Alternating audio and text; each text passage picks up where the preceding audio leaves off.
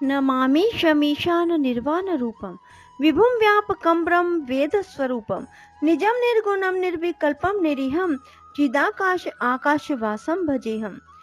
बोलो शिव शंकर भोलेनाथ की जय हो। बंधुओं, आज मैं आपको अपनी वीडियो में सावन मास महात्म की कथा का 8वां अध्याय श्रवण करवाने जा रही हूँ। बंधुओं, यदि आपने YouTube चैनल संस्कार की बातें अब तक सब्सक्राइब नहीं किया तो जरूर करें और बेल आइकन दबाना ना भूलें ताकि आपको हमारी आने वाली सभी वीडियोस की नोटिफिकेशन सबसे पहले हो सके। बोलो शिव शंकर भोलेनाथ की जय हो। माँ पार्वती की जय हो। शिव परिवार की जय हो। ईश्वर बोले, हे सनत कुमार, अब मैं समस्त पापों का नाश करने वाले बुद्ध गुरु व्रत का वर्णन करूंगा, जिसे श्रद्धा पूर्वक करके मनुष्य परम सिद्धि प्राप्त करता है। ब्रह्मा जी ने चंद्रमा को ब्राह्मणों के राजा के रूप में अभिषिक्त किया। किसी समय उसने रूप और यौवन से संपन्न तारा नामक गुरु पत्नी को देखा। उसकी रूप संपदा से मोहित होकर वह काम के वशीभूत हो गया और उसे अपने घर में रख लिया। इस प्रकार बहुत दिन बीतने पर उसे बुद्ध नामक एक पुत्र प्राप्त हुआ, जो बुद्धिमान, सौंदर्यशाली और सभी शुभ लक्षणों से युक्त था। गुरु बृहस्पति को ज्ञात हुआ कि तारा चंद्रमा के घर में स्थित है। तब उन्होंने चंद्रमा से कहा कि मेरी पत्नी को वापस कर दो। अनेक तरह से समझाने पर भी जब चंद्रमा ने तारा को वापस नहीं दिया, तब बृहस्पति ने देवताओं की सभा में जाकर देवराज इंद्र को यह वृतांत बतलाया और कहा, हे शक, आप देवताओं के राजा हैं, अतः अपनी आज्ञा से आप उसे दिलाएं, अन्यथा उस चंद्रमा के द्वारा किया गया पाप आपको ही निसंदेह लगेगा, क्योंकि शास्त्र निर्णय के अनुसार प्रजा के द्वारा किए गए पाप को राजा भोगता है। पुराण में भी कहा गया है कि दुर्बल का बल राजा होता है। गुरु का यह वचन सुनकर चंद्रमा ने कहा, मैं आपकी आज्ञा से तारा को तो दे दूंगा, किंतु इस पुत्र को नहीं दूंगा। शास्त्र के अनुसार विचार करके देवताओं ने उस पुत्र को चंद्रमा को दे दिया। इसके बाद गुरु को उदास देखकर देवताओं ने उन दोनों को वरदान दिया, हे चंद्र, अब तुम घर जाओ, यह तुम्हारा भी पुत्र है और बृहस्पति का भी। यह तुम्हारा पुत्र ग्रहों में प्रतिष्ठित होगा।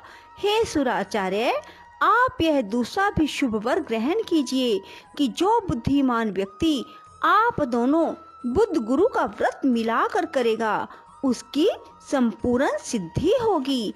यह सत्य है, इसमें संदेह नहीं है।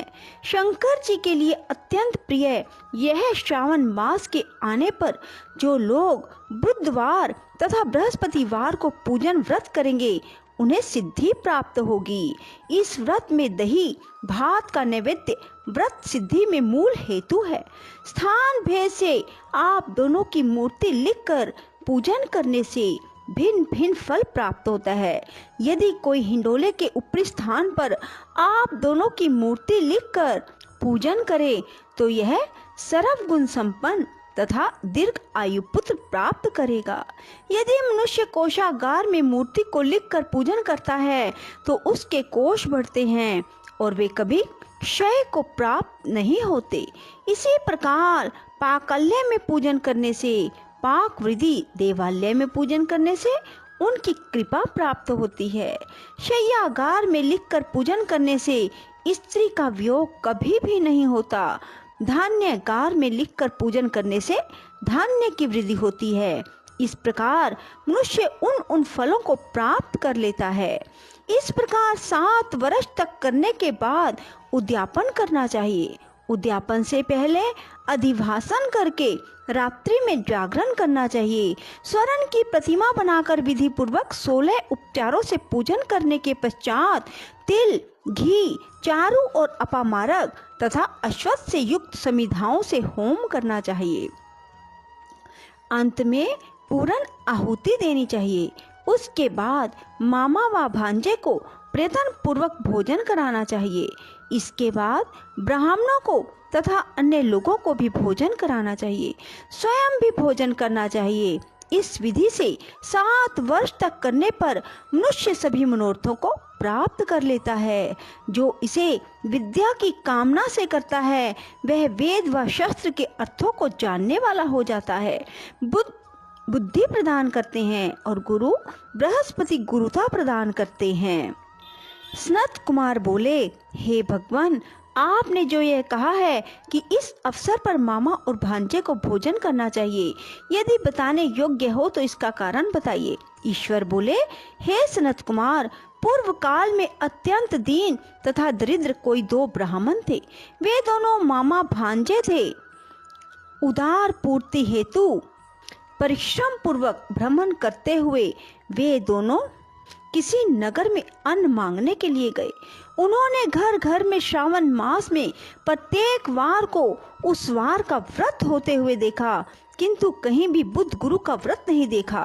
तब उन्होंने बहुत देर तक परस्पर विचार किया कि सभी वारों का व्रत तो सर्वत्र दिखाई पड़ रहा है, किंतु बुद्ध गुरु का कहीं नहीं। अतः चूंकि यह व्रत अनुचित है, इसलिए हम दोनों को चाहिए कि इस शुभ व्रत का अनुष्ठान आदर पूर्वक करें।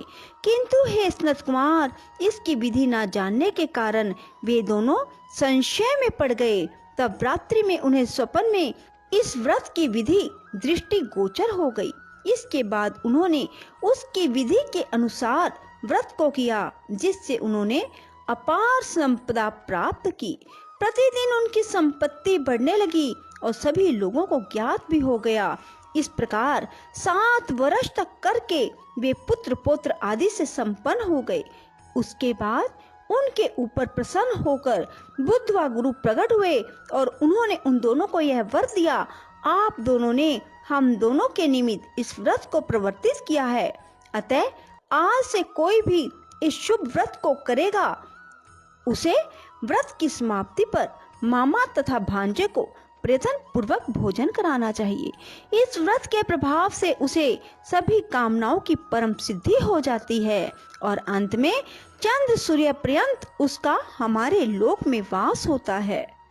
बोलो शिव शंकर भोलेनाथ की जय। राधे राधे। जय श्री कृष्णा।